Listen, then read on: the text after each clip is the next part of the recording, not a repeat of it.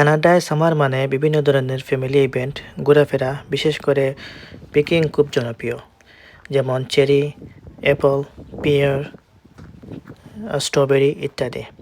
আজ আমরা গিয়েছিলাম টরন্টো শহর থেকে 150 কিলোমিটার দূরে বেলি হারভেস্ট ফার্মে। আমরা সেখানে মূলত গিয়েছিলাম চেরি পিকিংয়ের জন্য এবং কয়েকজন মিলে সেখানে আমরা যাই। টরন্টো থেকে প্রায় আনুমানিক 1.5 থেকে 2 ঘন্টা সময় লাগে, এটা ডিপেন্ড করে ট্রাফিকের উপরে। তো আমরা সেখানে যখন যাই তখন এন্ট্রেন্সের জন্য আসলে এখানে নির্দিষ্ট কোনো ফি লাগে না। তাদের 4টি সাইজের বাস্কেট রয়েছে এবং যে কোনো একটি বাস্কেট যদি আপনি কিনেন তাহলে একটি বাস্কেটের বিপরীতে 3 জন ঢুকতে পারবেন সেখানে। আপনি যদি একবার ঢুকেন তাহলে খাওয়া আপনি যতটুকু খেতে পারেন খাবেন এবং একটি বাস্কেট অর্থাৎ 3 জনের জন্য একটি বাস্কেট আপনি ভরে নিয়ে আসতে পারবেন, যা আপনি বাসায় নিয়ে যেতে পারবেন।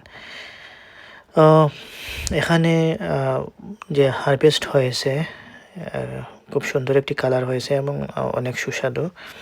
আমরা যারা গিয়েছিলাম অনেক বেশি এখানে এনজয় করেছি। বিশেষ করে ফলগুলা অনেক মিষ্টি এবং লোভনীয় একটি ফল। বিশেষ করে আমাদের দেশে অর্থাৎ বাংলাদেশে এই ধরনের ফল আমি দেখিনি, হয়তো হয়, তবে এটা অনেক টেস্টি একটি ফসল এবং আমাদের জন্য নতুন। আমরা অনেকেই এই ফলটি আমাদের দেশের একটি ফল লুকলুকির সাথে তুলনা করতে পারি। এই ফলটি প্রায় লুকলুকির মতো খেতে, তবে একটু ভিন্নতা আছে এর মধ্যে থেকে। এখানে মূলত তারা প্রতি বছর এই গার্ডেনগুলা ওপেন করে সামার সিজনে, অর্থাৎ বিশেষ করে জুন এবং জুলাইতে।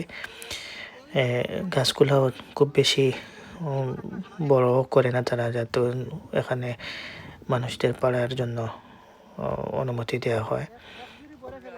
তো আমরা এখানে যারাই গিয়েছি প্রায় অনেকেই খেয়েছি এবং সবচেয়ে বড় কথা আমরা অনেক এনজয় করেছি এখানে, কারণ আমাদের জন্য এই ধরনের পিকিংগুলো অনেকটা নতুন হয়ে থাকে। সেজন্য আপনারাও যেতে পারেন।